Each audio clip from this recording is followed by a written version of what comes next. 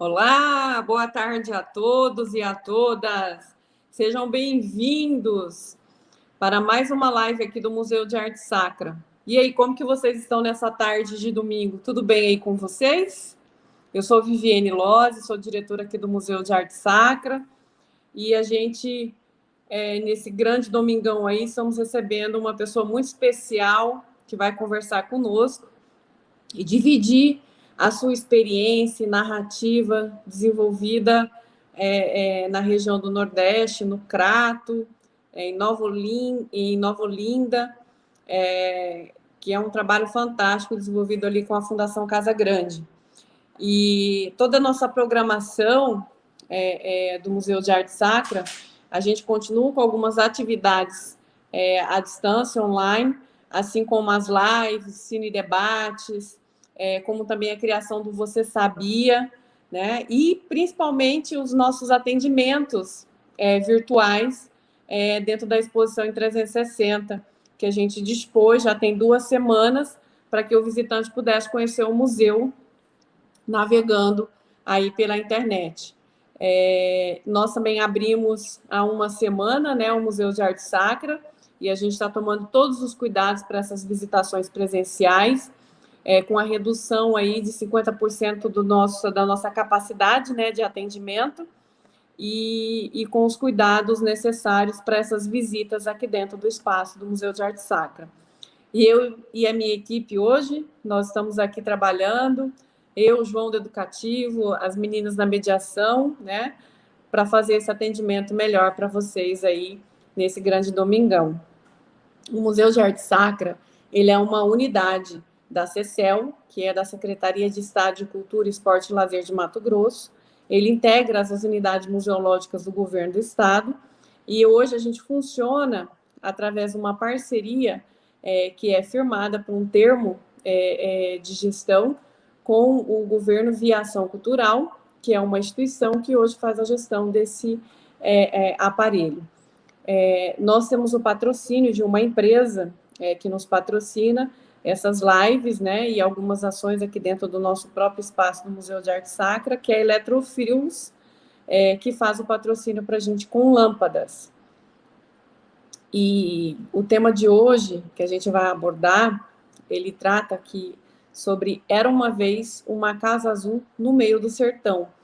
E essa programação toda, também dessa semana, ela está compondo a programação que foi desenvolvida pensando na Semana da Criança, assim como também o dia 15 aí de outubro, né, que foi o dia dos professores, né, e a gente traz aí uma experiência fantástica de um educador, que é o Allenberg, que desenvolve toda essa atividade ali na cidade de Nova Olinda, que é o Allenberg Quindins.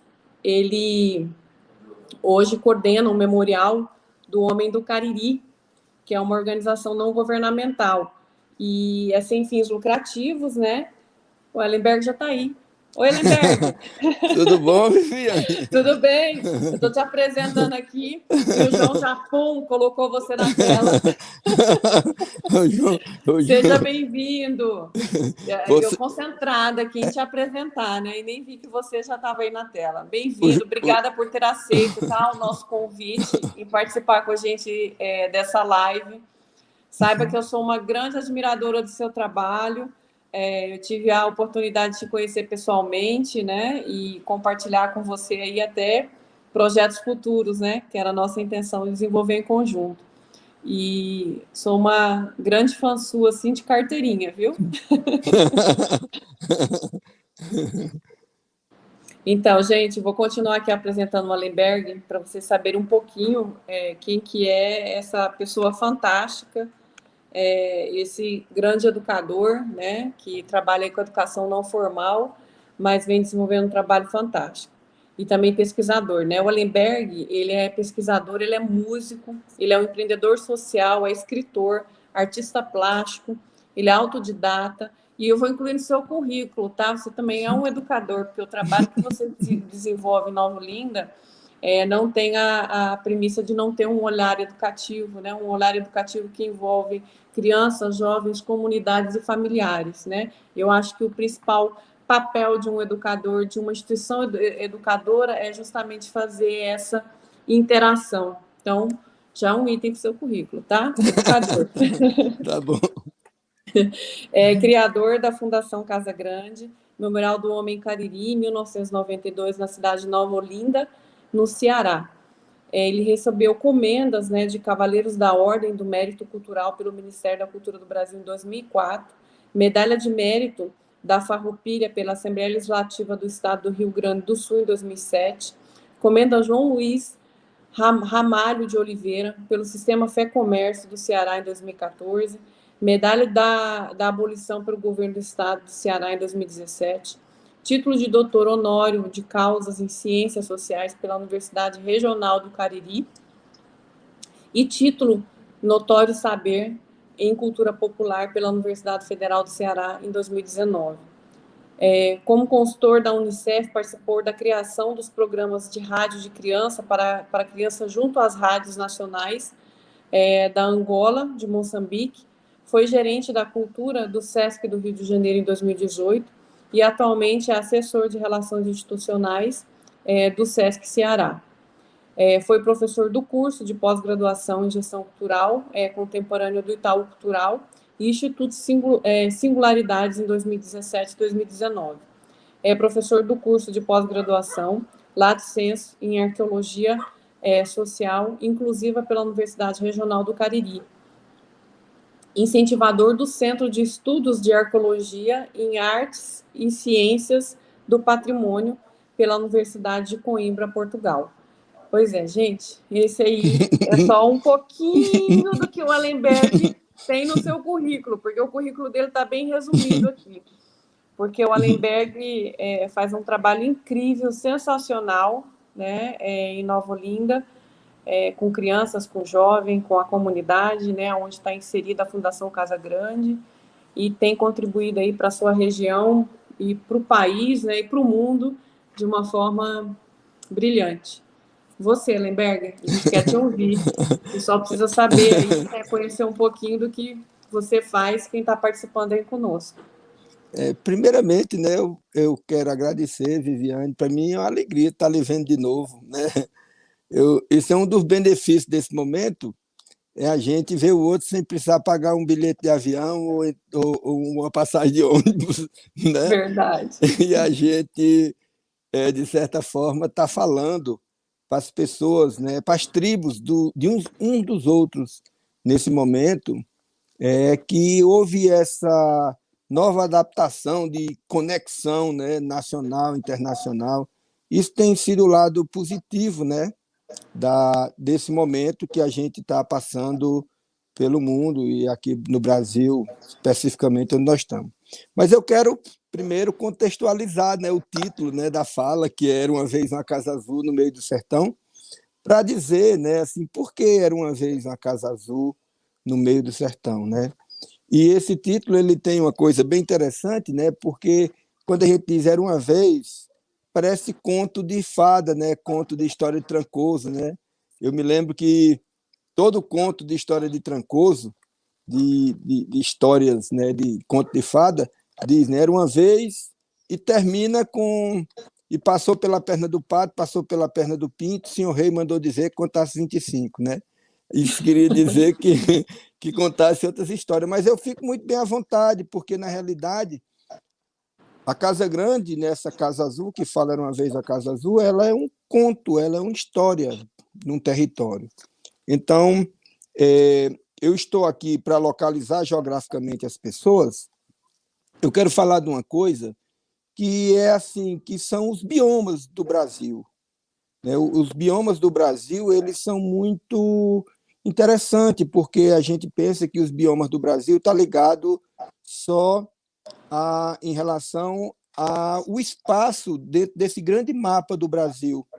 Mas os biomas, eles fazem parte de uma coisa chamada placa tectônica, que são as placas que estão aqui embaixo desse monte de areia aqui, né, que são grandes blocos de granito, né, que se movem, que formam os continentes, que já foi um continente só na Terra, e depois foi ganhando esse formato que está hoje, a Ásia, América do Norte, América do Sul, e que eu considero, né, assim, o planeta, que, como dizia Guilherme Amarante, né, planeta água, né, Terra, planeta água, é que, na realidade, é como se fosse uma bacia de água com um bocado de pedaço de isopor dentro, que ele vai se movendo, e esses esses isopor que vão se movendo, justamente quem faz essa movimentação é as placas tectônicas, né? As placas tectônicas. E aí o seguinte, elas, quando elas se tocam por baixo, elas formam as montanhas. Quando elas se afastam, elas formam os vales. Muitas vezes elas se afastam tanto que o oceano entra, né? E de acordo com o movimento que ela faz, aí então forma as bacias hidrográficas, que são os veios da Terra, né? Tem uma música aí, né, que naquela novela Pantanal falava disso, né, os veios da Terra, né? Sim. Que é esse movimento da água, né? Porque a água é o espírito da terra, né? A água é que é o espírito do lugar. É ela quem faz com que a vida chegue na terra, né? E que brote da terra. Por isso que a maior parte da constituição da gente é a água, né? Então, se a gente fosse fazer uma coisa mais alta, o espírito é feito d'água, né? Então, é uma coisa muito importante isso. E então, quando esses continentes, quando esses blocos se encontram, eles se elevam, e aquela elevação dá uma altitude, que aquela altitude ela tem muito a ver, esses ambientes que vão se formando, com os ecossistemas. Então, você pega a Chapada, eu estou aqui na Chapada do Araripe. Sim. A Chapada do Araripe e a Chapada dos Guimarães, se você chegar num canto e outro, você vai pensar que é um lugar só, porque são um sistema de chapadas que existe no Brasil. Quando os Andes foi soerguido com as placas tectônicas, então foi havendo esse enrugamento e acontecendo essas formações das chapadas. A Chapada dos Guimarães, a Chapada do Araripe, o terreiro mesmo, essa parte de cima, um dia foi embaixo. Sim. Então, com o soerguimento, ela subiu. Então, a Chapada do Araripe aqui, ela chegou a 950 metros acima do nível do mar, que o terreiro de baixo foi soerguido. Então, se você houvesse um recorte, então a Chapada dos Guimarães, a Chapada dos Veadeiros, a Chapada do Diamantina, a Chapada do Araripe, formaria um país só, um país formado por um ecossistema, né? É tanto que aqui nas pinturas rupestres, nas cavernas, Viviane, nós temos desenhos do tuiuiu. Sim. Entendendo? A presença do tuiuiu aqui no Nordeste, né? Aqui do Brasil. Então, eu estou falando de uma forma geológica, de uma forma geográfica desse continente, né? Porque nós vamos chegar na cultura, né? A partir daí. Mas essa, para mim, foi a melhor explicação, no sentido da movimentação das placas tectônicas. Vou usar ela aí agora. É por isso, Viviane, que esse termo usado entre Norte e Nordeste, isso é fictício, e são compreensões políticas, né? Política, o mapa político do país, porque, na realidade, o continente nosso ele é pautado por esses biomas. E esses biomas eles dialogam através desse movimento geológico. Aí nós vamos encontrar espécies parecidas aqui na Chapada dos Guimarães, e aí a Chapada da Chapada do Araripe, dos veadeiros, e aí vai. Então, nós vamos encontrar animais parecidos, nós vamos, inclusive nas pinturas rupestres, nós vamos encontrar pinturas parecidas. Porque o que são as pinturas rupestres? Veja só. E aí eu faço uma análise do seguinte: o que é a cultura de um povo? A cultura de um povo é a interpretação desse homem que veio habitar esse bioma e fez a leitura disso aí, né? Que fez a leitura disso. O que é a música do lugar, a poesia do lugar, é o sentimento da relação com a geografia e o bioma, tá entendendo? Sim. E o ser humano ali dentro, ele interage através disso.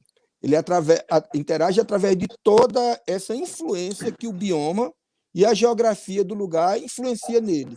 Então, a partir daí, você tem o sotaque. O sotaque também é como quem fosse o deslizar da fala no relevo desse bioma, desse ecossistema. E a arte, o que é nisso? A arte é a ponta da caneta Bic dessa relação da cultura com o homem e da cultura com o bioma, e da cultura e do bioma com a geografia. Então, o Brasil, nós temos essa partitura geológica, entendendo? Que ela vem, aí apresenta uma chapada, aí vem Caatinga, Cerrado, tá? Aí vem novamente uma chapada, aí vem um vale. Então, isso tem a ver com o movimento tectônico e tem a ver com a altura, a altitude que isso chega, e a partir dessa altitude, como forma esse bioma, né? Então, eu só estou dando, assim, mais ou menos, fazendo um preâmbulo geológico da espécie humana dentro desse contexto, tá entendendo? Para a gente ter uma ideia de que, na realidade, né, como estamos nós nesse contexto. Aí vem o seguinte, aí vem uma coisa que, depois disso posto, então vem a federalização desse país, né? Que foi uma outra coisa. Teve uma época que o Brasil era assim, o mapa do Brasil federalizado era o Brasil e o Maranhão, não tinha outros estados. Você está entendendo? Então, teve momento que o Pará ficou, na independência do Brasil, o Pará ficou de fora, não fazia parte do Brasil, né? Então, quer dizer, houve toda essa movimentação. Para mim explicar a Chapada do Araripe, onde é que eu estou aqui nesse momento? Eu estou, a Chapada do Araripe, de um lado está o Pernambuco, de outro lado está o Ceará, do outro lado a Paraíba e o Piauí. Eu estou numa peça entre esse contexto, né?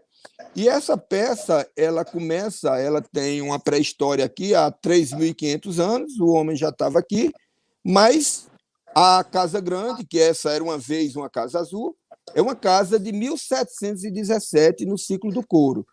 Quando Tomé de Souza veio ser governador da Bahia, né, até então a ocupação do continente pelos portugueses era uma visão de ocupar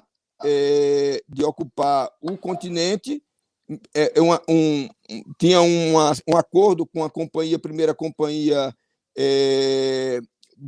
de Jesus dos capuchinhos franceses, depois vieram os italianos.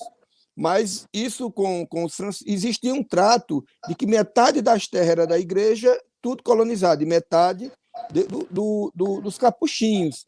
Então, os capuchinhos vinham falando, vinham na frente, né? Como aquele filme Na Missão que tem, né? Do Roberto De Niro, né? Que aparece, ia na frente, depois vinha a ocupação do exército. E existia ocupar uma colônia pelos portugueses, os filhos, aqueles fidalgo, a classe alta, era importante.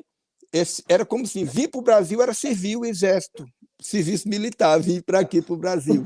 Então, a ocupação era militar e religiosa, inicialmente. Depois disso, que era no processo das capitanias hereditárias. Depois disso, veio a ocupação por Seis Marias, e aí vem o primeiro governador da Bahia, Tomé de Souza, e aí sim abre para todas as famílias portuguesas vir para cá. Então, o Tomé de Souza traz para o Brasil um imediato por nome Garcia Dávila. Garcia Dávila cria a Casa da Torre, e o Garcia Dávila começa a trazer gado para o continente, que aqui não tinha gado, e daí surge o ciclo do couro. Então, esse ciclo do couro é feita a Casa da Torre, então se adentra de sertão adentro, um senhor por nome Afonso, ficou conhecido como Afonso Sertão, que era o imediato do Garcia Dávila, e que chamava Afonso Domingo Manfrense, ele começa a entrar no sertão. Então, o primeiro O obstáculo foi atravessar o maior rio na época que eles encontraram, era o São Francisco, o Rio São Francisco. Sim. Atravessaram o Rio São Francisco e ocuparam com o ciclo do couro. O ciclo do couro, ele trazia com ele 700 anos da ocupação árabe na Península Ibérica. E isso, a primeira fusão cultural que teve no Brasil foi entre árabes, portugueses e índios. Então, daí você justifica, no ciclo do couro do Nordeste, arabescos. Né? Sim. Eu vou mostrar aqui uma peça, né? Aqui eu vou levantar um pouquinho para você ver. Ó. Aqui está uma cadeira. Né? São arabescos, com couro, né? Com couro. Então, isso é coisa do ciclo do couro. E junto com isso, né, vem o ciclo do couro, depois influencia o cangaço no Nordeste brasileiro, que aí Lampião também tinha toda vamos dizer assim, um visual arabesco nas suas peças e, consequentemente, influencia a música do nordestina, do forró, o baião, o chachado, com a indumentária dos músicos usando isso aí a partir de Luiz Gonzaga, e aí vem, né? E é muito interessante porque que eu falo isso, porque a primeira fusão musical foi o aboio, que é aquele canto de tocar o gado, né? de ir conduzindo o gado, e que, consequentemente, vem o berrante e vem toda a primeira música, vamos dizer assim, de fusão entre o índio e o índio e o português se dá na condução do gado. Olha, que é no ofício do gado. Então, você pega uma música, né, o aboio, né?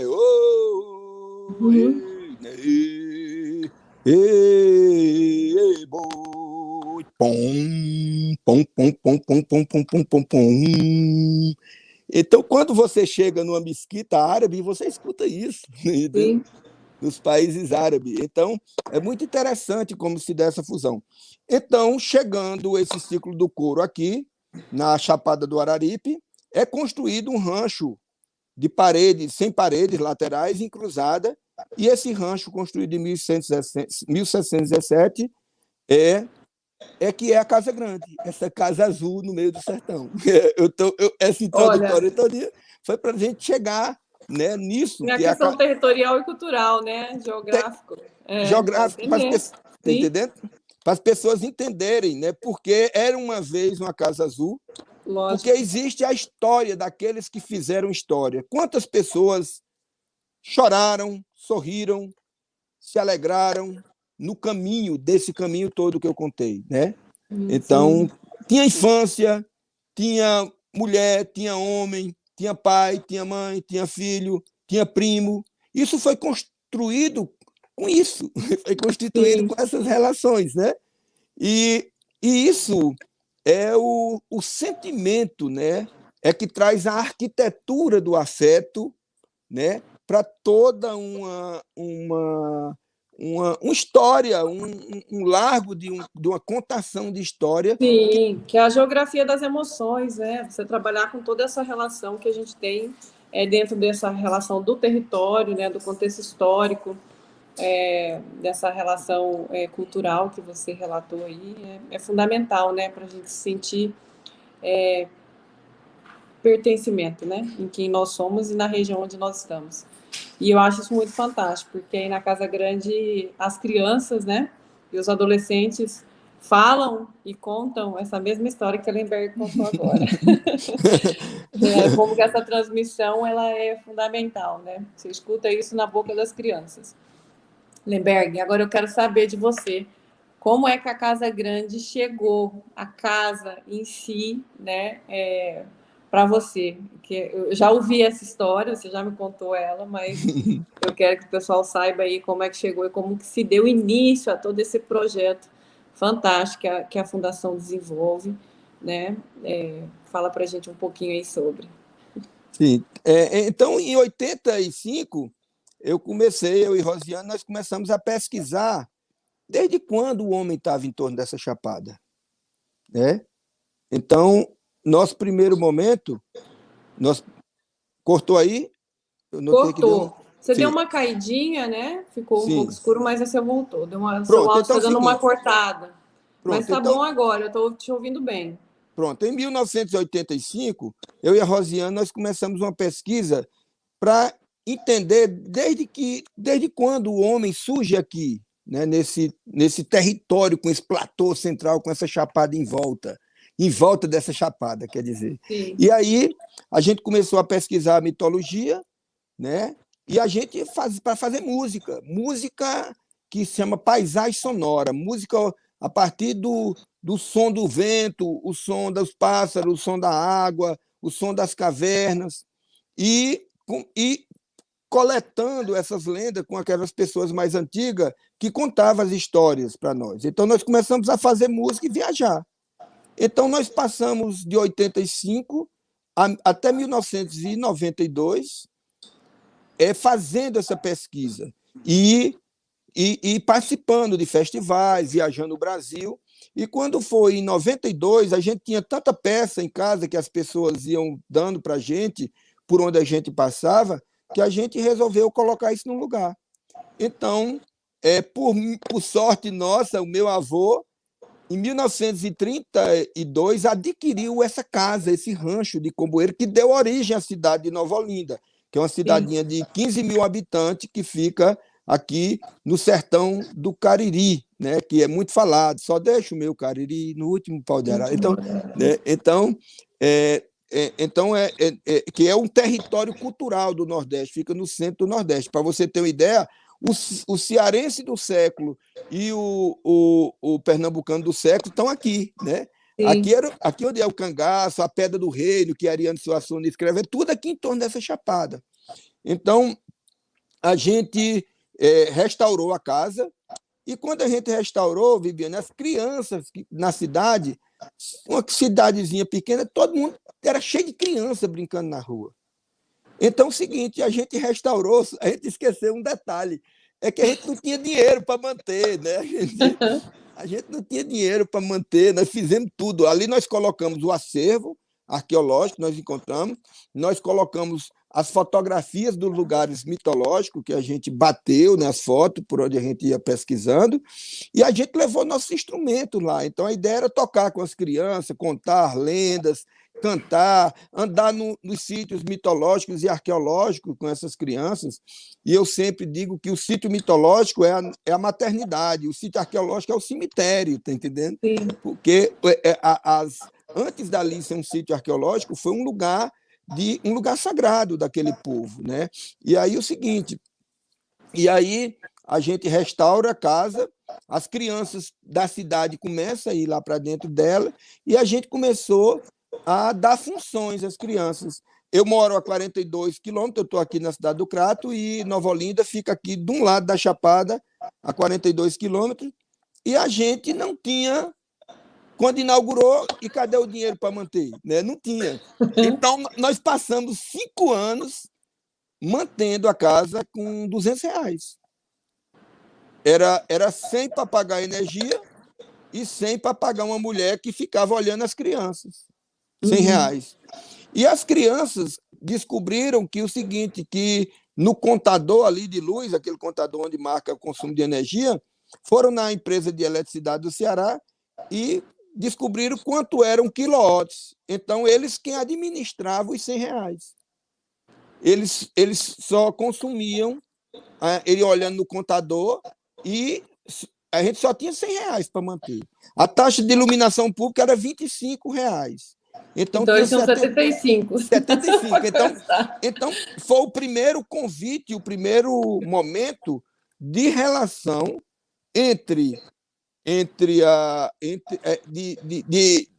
de formação de gestão econômica dentro da casa. Então, começa um momento de gestão econômica, a partir disso aí, eles com o dinheiro, né, assim, eles eram guardião dessa nota de R$ 100, e tinha que dar os 75, e eles iam todo dia lá no contador e media, tinha que dar dentro, e tinha que dar saldo, porque muitas vezes precisava de papel para comprar essa coisa, Então, eles começaram a criar um saldo em cima dos R$ 75. E a água, como era a água? A água não tinha. Então, eles fizeram um rodízio de balde d'água. Eles pegavam os baldes d'água e levavam. Todo dia, um era quem era responsável para trazer. E aí jogava a água assim, né, no piso, que era aqueles pisos de tijolo antigo, e varriam. Então, começou a surgir as funções a partir dessa necessidade. Então, começou um menino explicando, né, explicando como é que se diz, a casa, e aquele menino que começou, que a gente pegou ele, de repente estava a criança explicando que era um sítio mitológico, que era uma pintura rupestre. Então, nós começamos a dar funções às crianças. Então, você é o diretor de pesquisa da fundação. Então, tinha outro menino que organizava o jogo das meninas, de brincar de transilinha, as casinhas de boneca, era quem gerenciava as brincadeiras, jogo de peão, né, bola de gude, o jogo de pipa, que é o papagaio, na época do vento, porque a brincadeira das crianças está muito ligado às estações do ano. Então, ele não sabe o que é verão, inverno, ele não sabe, mas ele sabe que está no tempo da bila, que está no tempo... De repente, a cidade inteira tem menino brincando de peão. Aí some, está acabando o tempo do peão, aí daqui a pouco começa o tempo da bila. E aí, né, essa ecologia do folguedo infantil é quem determina a relação da criança com as estações do ano. Então, a gente começou a navegar nessas ondas, né, assim, dessa relação. As crianças eram o guia de cego, né? Era quem nos encaminhava dentro daquele ambiente que era o local onde estava a Casa Azul. E aí, tinha um menino que chegava lá e gostava de varrer, antes dos outros brincar, de limpar, olhava quando uma lâmpada queimava e tudo. Então, você vai ser diretor de manutenção. E aí nascem os 3 primeiros diretores: pesquisa, cultura e manutenção. Então, e tudo na brincadeira, né? Tudo na brincadeira. Isso porque a casa era o espaço deles brincar, né? Isso, era uma vez uma Casa Azul. E cada vez mais eu volto, e assim eu volto novamente esse tema, feliz esse tema, porque era uma vez uma Casa Azul, porque é justamente que as pessoas que estavam ali dentro estavam construindo uma história.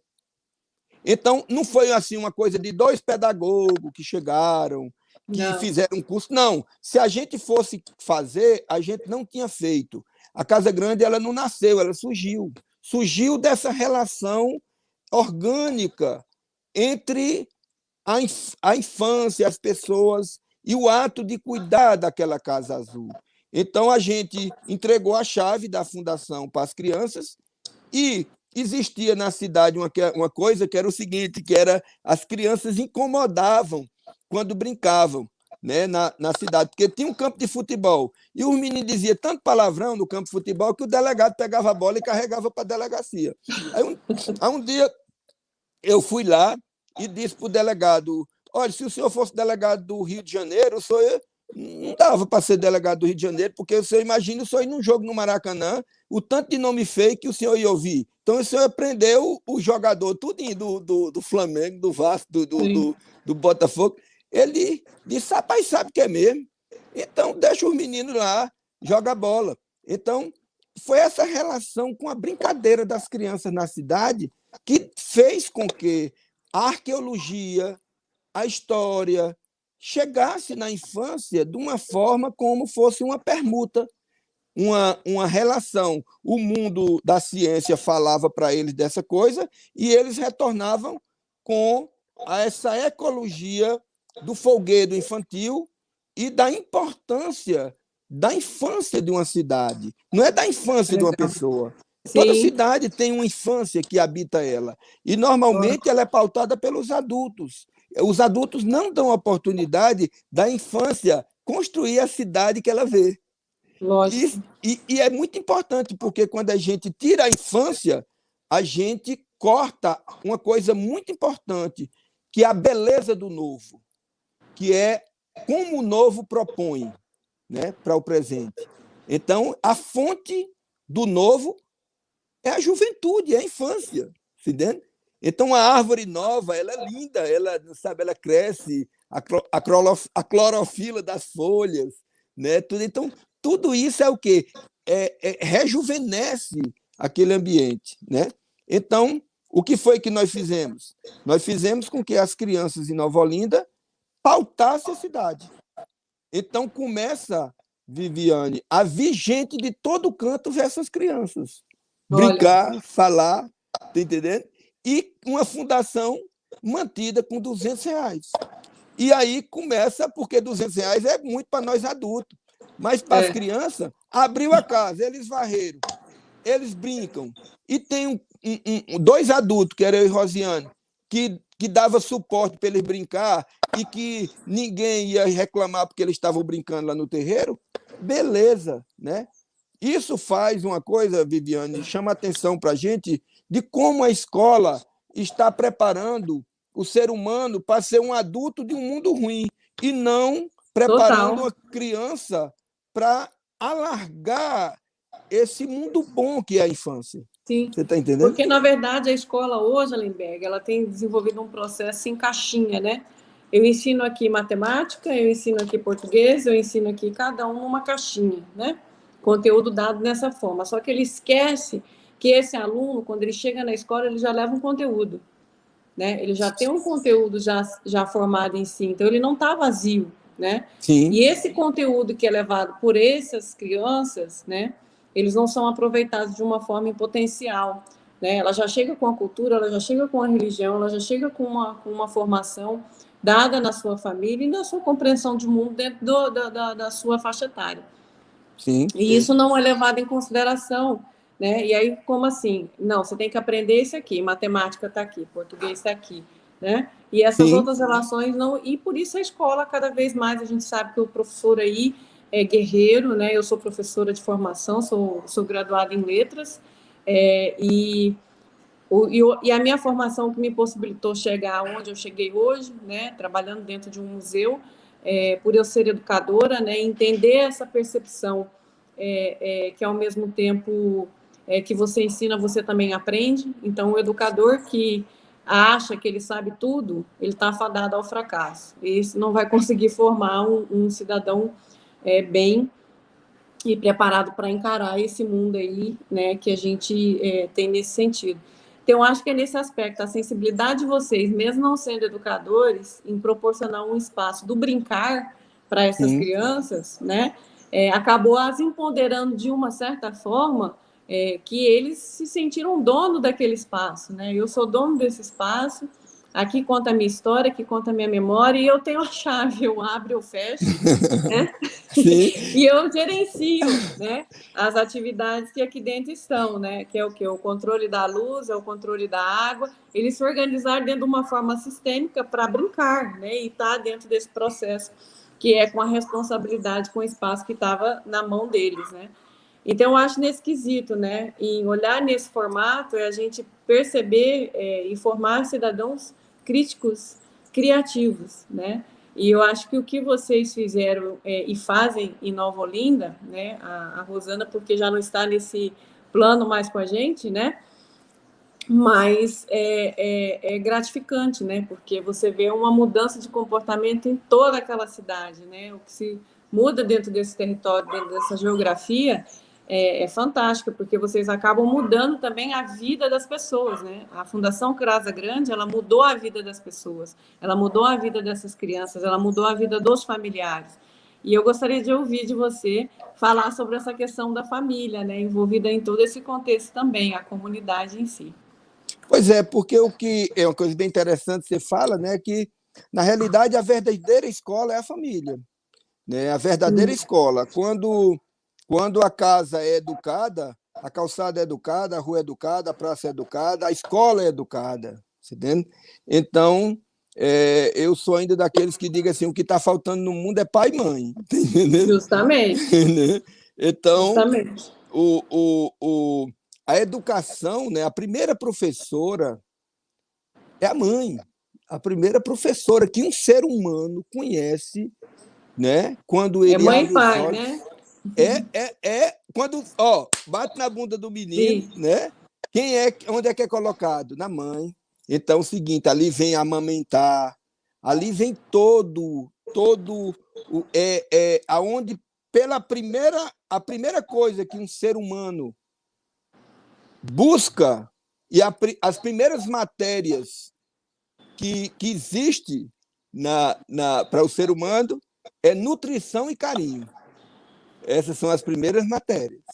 Então, a criança, ela busca mamar na mãe, ela busca se alimentar, porque já não está mais se alimentando ali, né, no útero da mãe, e coloca-se ela na mãe e ela sente o carinho da mãe. Naquele momento, você imagine, Viviane, a carga de carinho que sai para aquele corpo que estava lá dentro, ela substitui toda a quinturinha do líquido que estava lá dentro do útero da mãe, né?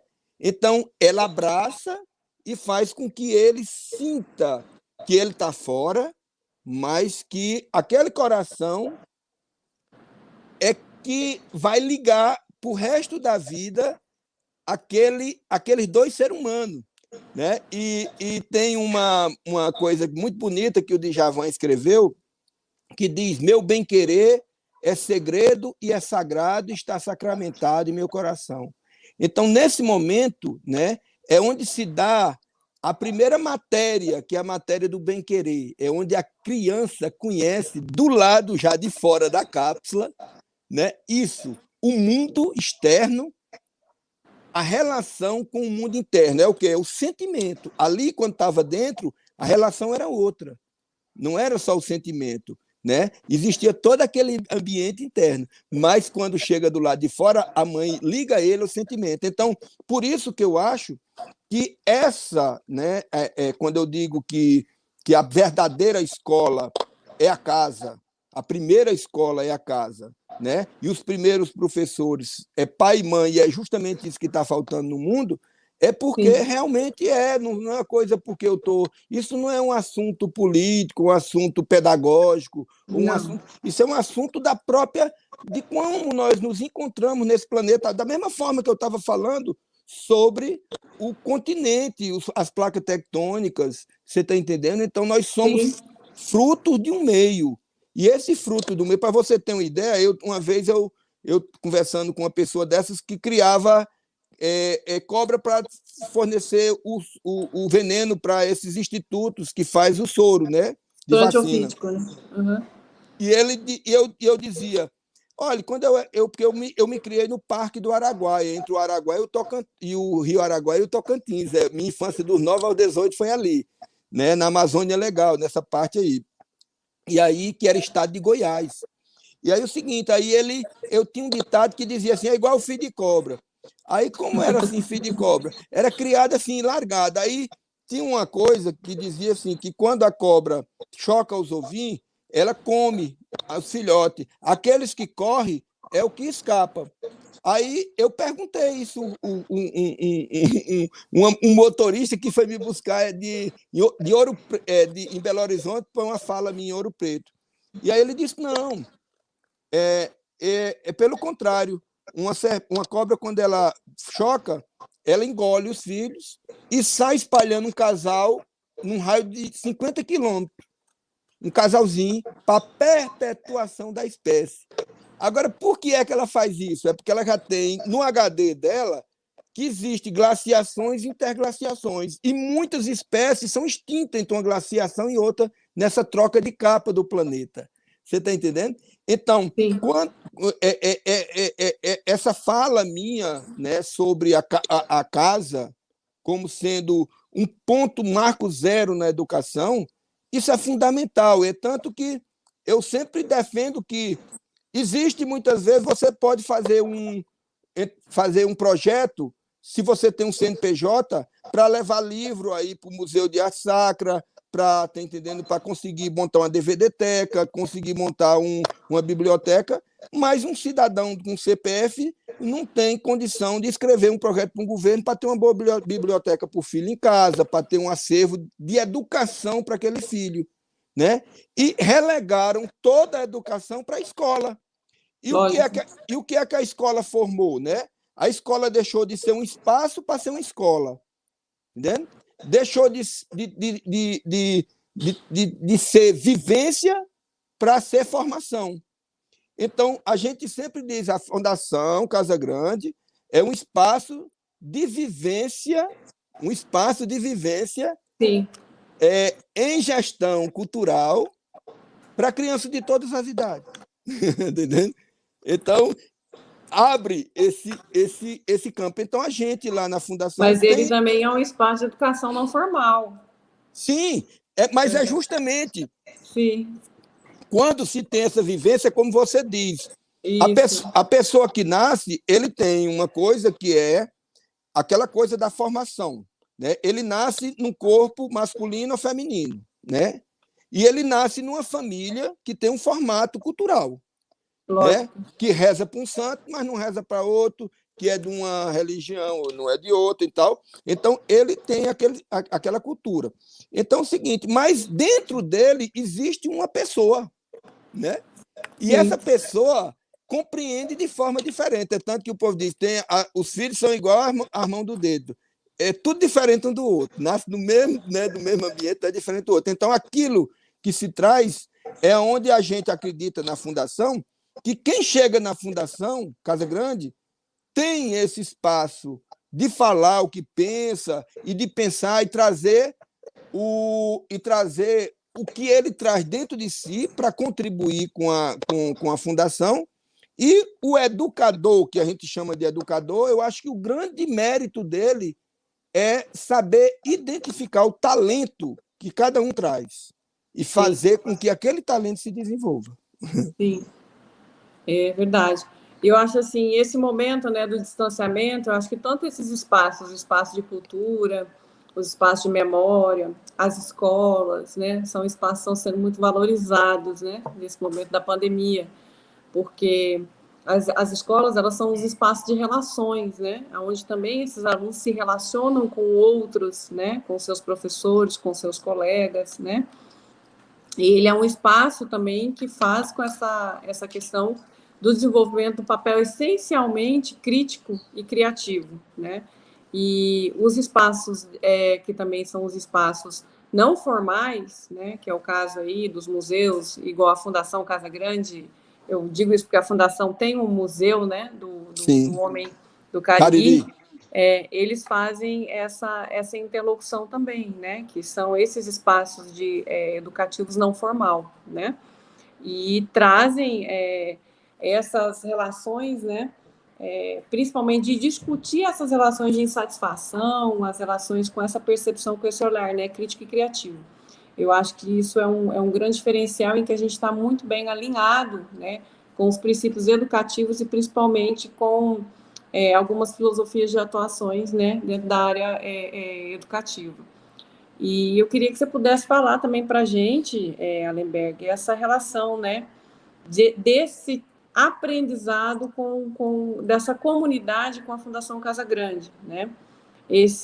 Essa aprendizagem que é no sentido que vocês começam a trabalhar com a questão da gestão cultural, né, com essas crianças, né, mas que essa aprendizagem ela tem um impacto na vida deles futura, né, como futuros empreendedores, né, e daí por diante dentro do próprio município, as famílias também empreendendo, né, que é com aquela relação das hospedagens. Eu queria que você pudesse falar um pouquinho sobre isso, que eu acho fundamental, porque vocês atuaram dentro de um processo muito rico do desenvolvimento econômico, né, e sustentável dentro do município aí, né?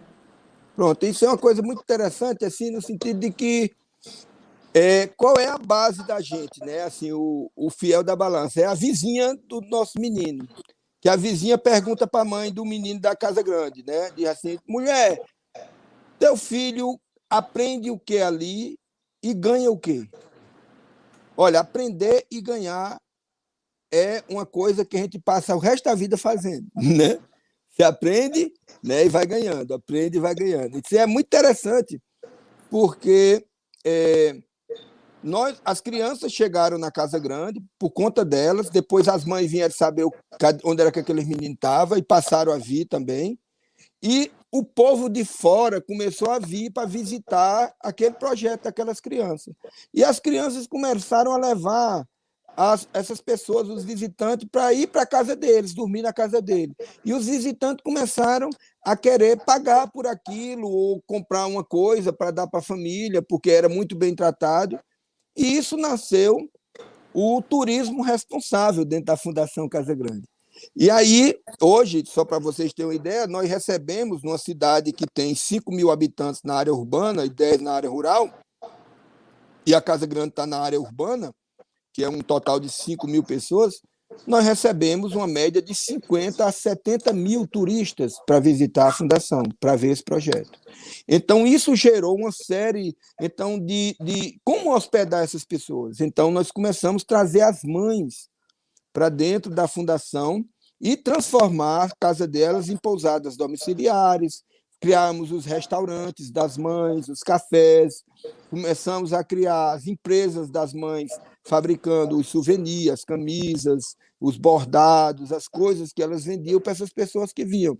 E os jovens as crianças foram crescendo, se pondo jovens, a gente começou a introduzir ele naquele projeto de MEI, né, microempreendedor individual, só que a gente chama de microempreendedor social, e nós começamos a criar essas empresas, empresa de turismo, empresa de produção, empresa. Então, na casa é como se fosse um navio e em torno daquelas barquinhas que tem salva-vida, né? Então, a cada barquinha daquela é uma empresa de um jovem, né? E de uma mãe. E a casa ela serve como sendo esse ponto, esse navio que em torno está tudo isso. Então, ela tem um pensamento de dar socialmente para a comunidade, tem o teatro, tem a Gibiteca, tem a DVD-teca, tem os laboratórios de conteúdo e de produção, ou seja, nos laboratórios de conteúdo... A rádio, né? Também vocês têm a rádio. Temos a rádio. Então, nos laboratórios de conteúdo, eles aprendem, eles aprofundam a qualidade de conteúdo.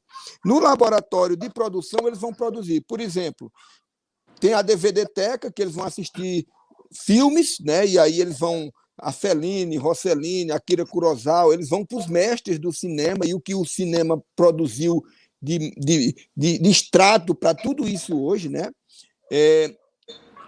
E aí o seguinte, aí tem a TV Casa Grande, aí na Casa Grande, TV Casa Grande, eles já vão fazer filme, tá entendendo? Já produzir isso.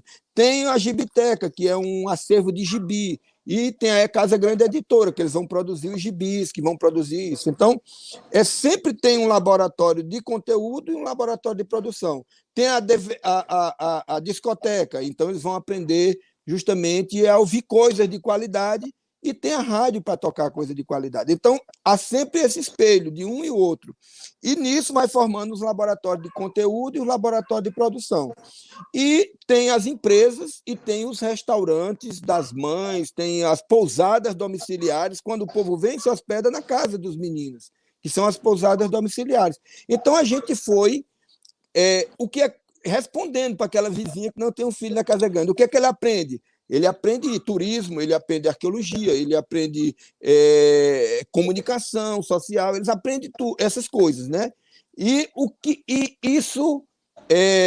é que ele ganha com isso? Então, aí ele tem as empresas dele, e aí você tem a educação ligada à sustentabilidade. Aí você tem inclusão e sustentabilidade, porque não adianta, se você não der um retorno, que aquela pessoa... Se aquela pessoa ela não tiver a sua formação no território não impactar na sustentabilidade, ele vai se embora, e aí vira êxodo. Você está entendendo? Então, é muito interessante. Agora, é muito importante, dentro dessa formação, a gente ir nessas raízes que eu falei das placas tectônicas, da pré-história, da ocupação colonial, nisso tudo, para que a gente possa, quando a gente colocar um produto na prateleira, um vídeo, quando a gente produzir esse material, a gente tenha os valores do que a Unesco chama de valores excepcionais, né, para ser patrimônio da humanidade, que é originalidade, né, autenticidade e universalidade. Então, é muito importante esses 3 valores dentro da formação para que você possa ter uma pessoa que busque a sua originalidade, a sua origem, seja autêntico a ela, mas que aquilo ali seja um produto de valor universal. Ou seja, por que é que se vai ver casario na Europa? Né? Por que é que se vai ver coisas nesses países? Né? É porque você busca originalidade. Então, a gente precisa, ao invés de a gente ficar criando coisa fake, a gente ficar criando, inventando coisas, a gente buscar em toda a história da ocupação do nosso território, essa história geológica, a pré-história, isso serve para dar sustentabilidade para o presente. Né? Muitas vezes a pessoa diz: para que serve um museu do índio, para que serve uma pré-história, para que serve a arte sacra, só para ser lá. Não, ali tem toda uma história de ocupação, de relação, como eu estava falando, né? Da primeira fusão musical, o aboio. O que é que o aboio tem a ver com o berrante aí, né? Você está entendendo? Se o gado não tivesse chegado aqui no continente, jamais teria aí o berrante aí no tocar do gado, né? nas comitivas. Você está entendendo? Essas comitivas elas vêm a partir do ciclo do couro, a partir do caminho das boiadas, está entendendo? Então tem a ver com isso. E a gente, Viviane, enquanto as. Deixa eu ver aqui. Enquanto era a bateria que estava. Só a bateria? Quer conectar ficou bom. aí? Não, ficou bom. Ficou então bom? É o seguinte, ficou bom. Então, enquanto estava as ONGs do Brasil tudo migrando para os Estados Unidos, não, nós fizemos o caminho contrário. A gente foi para Portugal. A gente foi para Portugal para ter uma relação com o mundo, certo? De lá nós fomos para a África, fomos para de onde veio toda essa, como eu estou dizendo, a ocupação na Península Ibérica de 700 anos pelos árabes, né? de tantos anos pelo povo romano, e isso tudo vem na formação da chegada do que nós somos hoje. Né? E o arroz de leite, de onde é que vem, tá entendendo? Essas comidas, a gastronomia, de onde é que vem essas fusões, né? E isso é muito importante. Então, nós buscamos isso aí, nós fizemos o caminho contrário, nós fomos o caminho da nossa história, buscando enriquecer e aprofundar o nosso conteúdo, e isso traz a qualidade para quando você fala em autoestima de uma criança, ela falar olhando nos seus olhos, com as raízes dentro da terra, né? E não ser uma coisa que ele não saiba, né? Porque o grande antivírus que nós temos para hoje, essa coisa que vem roendo o brasileiro, né? Que é a droga, bebida alcoólica, coisas como a forma com que vem se dando, né, o respeito, né, em todos os sentidos, né, da formação humana no Brasil. Esses anticorpos, eles são justamente essa qualidade de conteúdo e aprofundamento para quando você chegar, né? É tanto que uma menina recebe uma mulher bem chique aqui na Casa Grande, né? E a mulher, né, a mulher da capital, pergunta à menina, né? Vem cá, vocês todos são crianças carentes, né?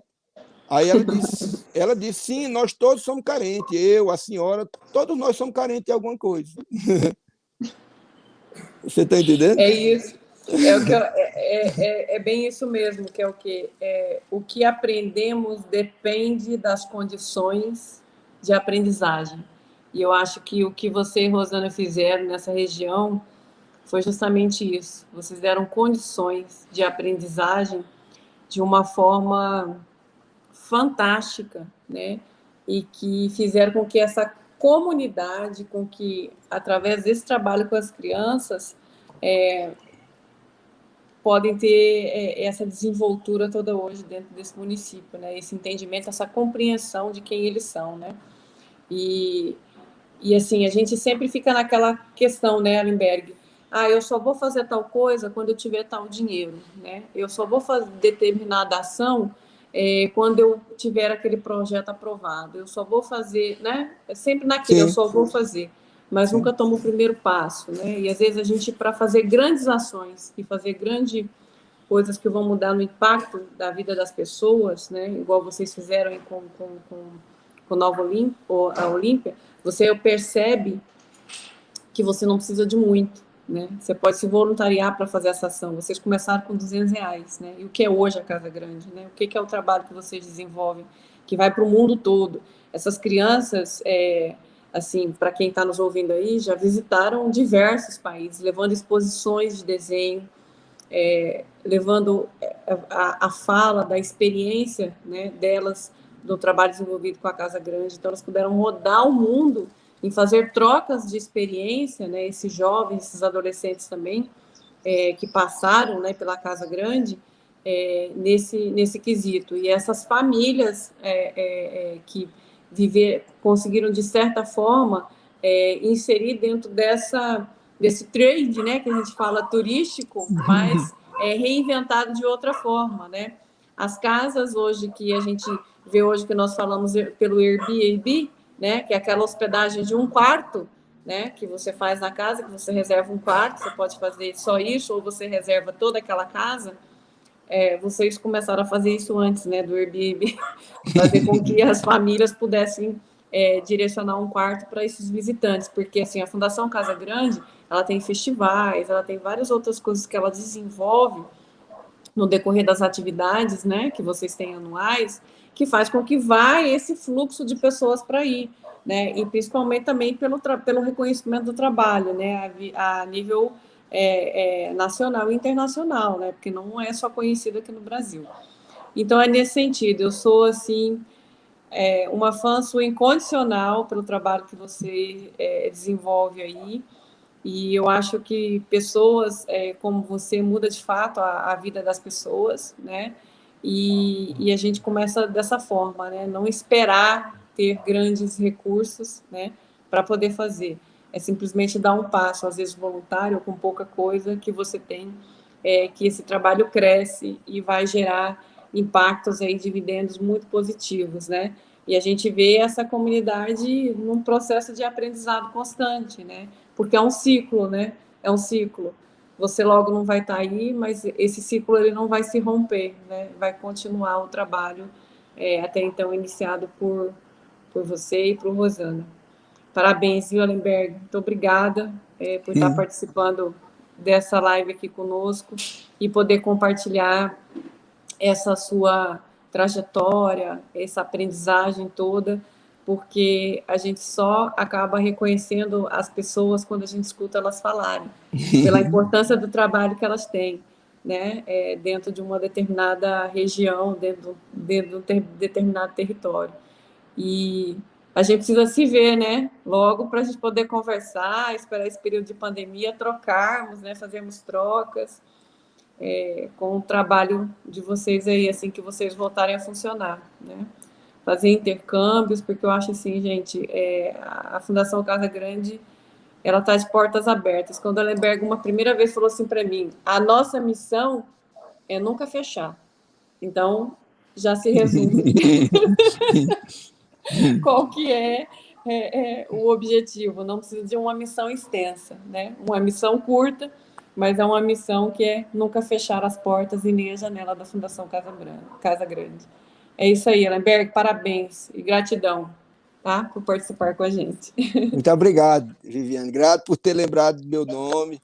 Eu quero dizer a vocês que nós temos um cuidado, nós temos que ter um cuidado com esse país nosso, para chegar a transformar numa nação. E nós cuidamos aqui dessa banda aqui do Brasil, vocês cuidam aí. E a gente sabe que os cuidadores, eles não estão ligados a instituições, eles estão ligados ao coração de cada um que gosta de seu lugar. Então eu sempre digo que o Ministério da Cultura desse país somos nós, porque somos nós em cada canto que fazemos com que essa percepção da relação da cultura com o território ela se dê de uma forma educativa para aqueles novos brasileiros que estão nascendo, chegando, e a gente deixar um país melhor para essas pessoas que estão chegando. Então, a maior coisa que a gente pode fazer da gente para as pessoas é fazer com que as pessoas queiram bem a gente, ensinar também as pessoas fazerem por onde elas façam por onde as pessoas quererem bem a ela, e a gente fazer uma nação do bem, e tem amigo em todo lugar. É isso aí. Muito obrigado. Eu que agradeço. Pessoal, muito obrigada por vocês que participaram com a gente aí e acompanhem, porque mesmo com o museu aberto, a gente continua produzindo conteúdo também para a internet, para chegar aí até vocês, né? E quem ainda não se sente confortável em vir visitar o museu, a gente está com o tour virtual em 360. Só procura lá embaixo como você navegar, porque a gente tem postagens aí que orienta como fazer essa navegação em 360 pelo tour virtual. Obrigada, Lemberg. Boa Obrigado. noite. E siga também a Casa Grande, gente. A Fundação Casa Grande está aí no Instagram. Fala aí para nós, Lemberg, Instagram e Facebook, para o pessoal seguir e acompanhar o trabalho de vocês. Só botar a Fundação Casa Grande, Memorial do Homem Cariri, Cariri com K, viu? Isso. Eles estão aí em todas as mídias sociais e como também na internet aí, com o canal, vocês vão poder acompanhar um pouquinho mais sobre o trabalho que eles fazem. Tchau, tchau, boa tarde a todos e a todas. Tchau. O João colocou lá, você viu? Já querendo tirar a gente do ar. Tchau, tchau. Tchau.